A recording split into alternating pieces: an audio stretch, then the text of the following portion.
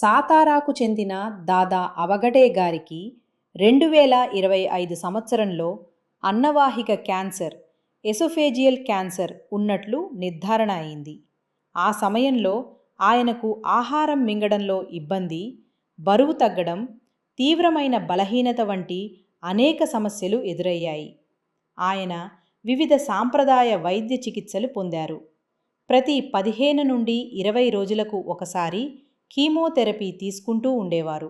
అయితే ఆ చికిత్స వల్ల తీవ్రమైన ఇబ్బందులు ఎదుర్కొన్నప్పటికీ ఆయన ఆరోగ్యంలో ఆశించినంత మెరుగుదల కనిపించలేదు.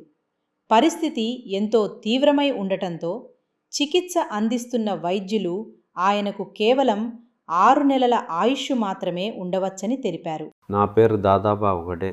నా జన్మ తేదీ జనవరి 31, 1979. నేను సాతారాకు చెందినవాణ్ణి. నాకు అన్నవాహిక క్యాన్సర్ వచ్చింది. అది నా శరీరంలోని ఎముకల వరకు వ్యాపించింది. వైద్యులు నాకు కేవలం 6 నెలల ఆయుష్ మాత్రమే ఉండవచ్చని చెప్పారు. ఈ వ్యాధి నాకు 2025 సంవత్సరం నుంచి ఉంది. ఆహారం తినేటప్పుడు, ముఖ్యంగా మింగేటప్పుడు నాకు చాలా తీవ్రమైన ఇబ్బంది ఉండేది. ఆ సమయంలో నా ప్రాణం పోతుందేమో అనిపించేంత బాధ కలిగేది. కీమోథెరపీ చేసిన తర్వాత నా కాళ్ళల్లో భయంకరమైన నొప్పి వచ్చేది. చాలా ఇబ్బంది పడేవాణ్ణి. తరచూ వాంతులయ్యేవి. కాళ్లపై పెద్ద రాళ్లు పెట్టినట్టుగా భరించలేని నొప్పి అనిపించేది. అప్పుడు వైద్యులు నాకు కేవలం 6 నెలల జీవితకాలమే ఉండవచ్చని చెప్పారు. మార్చి 2025లో చేసిన సిటీ చెస్ట్ స్కాన్ నివేదిక ప్రకారం డిస్టల్ థొరాసిక్ ఈసోఫాగస్ మరియు గ్యాస్ట్రో ఈసోఫేజియల్ జంక్షన్ ప్రాంతంలో 2.1 సెంటీమీటర్లు మందం కనిపించింది. ఈ వ్యాధి సుమారు 7 నుంచి 8 సెంటీమీటర్ల వరకు వ్యాపించినట్లు గుర్తించారు. అలాగే లెఫ్ట్ గ్యాస్ట్రిక్ లింఫ్ నోడ్లో 1.8 సెంటీమీటర్ల పరిమాణంలో గడ్డ కనిపించింది. లెఫ్ట్ అడ్రినల్ గ్రంథిలో 6x5 సెంటీమీటర్ల పరిమాణంలో లీజన్ కూడా గుర్తించారు.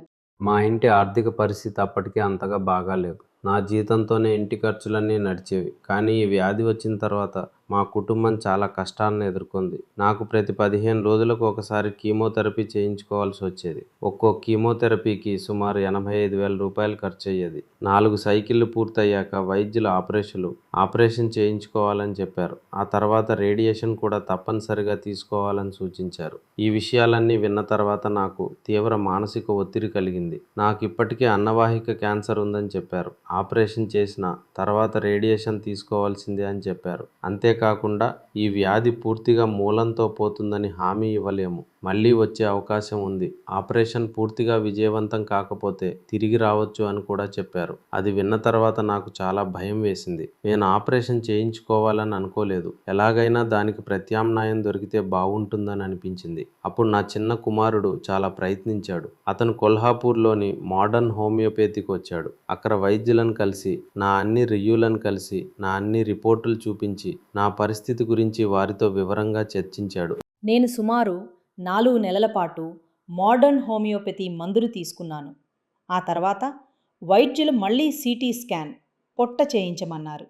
ఆ రిపోర్టు మంచి ఫలితాన్ని చూపించింది. ఇంతకు ముందు నా గడ్డ సుమారు 6.5 సెంటీమీటర్లు ఉండగా అది 4.5 సెంటీమీటర్లకు తగ్గింది. ఈ మార్పు మందుల వల్లే వచ్చింది.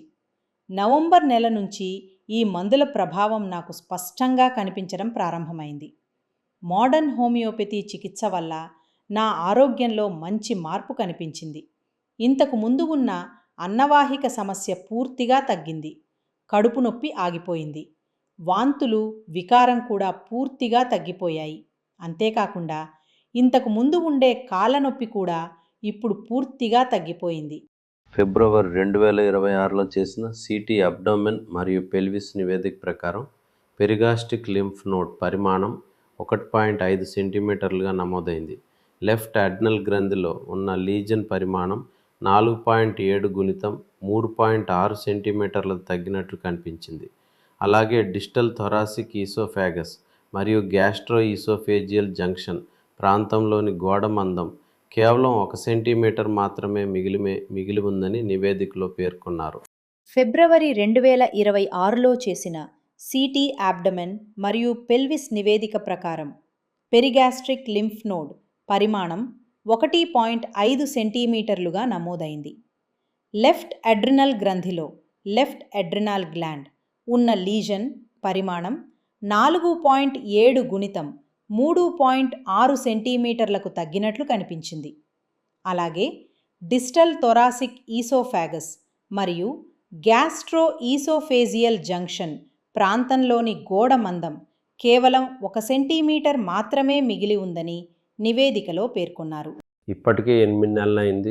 నేను ఇప్పటికీ ఈ మందులు తీసుకుంటున్నాను. ఇప్పుడు నాకు చాలా బాగా అనిపిస్తుంది. హోమియోపతి మందుల వల్ల నాకు ఎలాంటి ఇబ్బంది కలగలేదు. ఎలాంటి సైడ్ ఎఫెక్ట్స్ కూడా లేవు.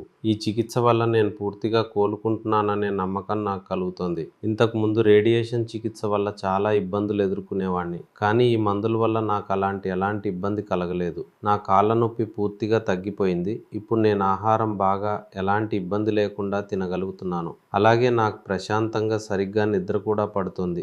ఆ తర్వాత జూలై 2026లో చేసిన CT అబ్డమెన్ మరియు పెల్విస్ నివేదిక ప్రకారం పెరిగాస్ట్రిక్ లింఫ్ నోడ్ ఇప్పుడు పూర్తిగా కనిపించకుండా పోయింది. లెఫ్ట్ అడ్రినల్ గ్రంథిలోని lesion, left adrenal gland lesion మరింత తగ్గి 4.7 గుణితం 3.5 సెంటీమీటర్లకు చేరుకుంది. ముఖ్యంగా ఇంతకుముందు కనిపించిన డిస్టల్ థొరాసిక్ ఈసోఫాగస్ లోని వాల్ థికెనింగ్ ఇప్పుడు పూర్తిగా నయమైనట్లు నివేదికలో పేర్కొనబడింది.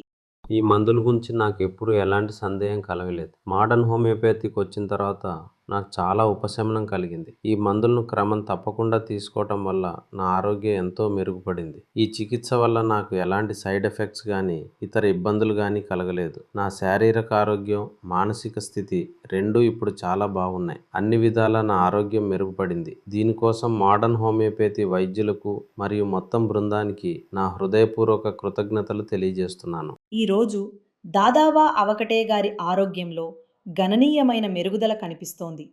ఇప్పుడు ఆయనకు ఆహారం మింగడంలో ఎలాంటి ఇబ్బంది లేదు.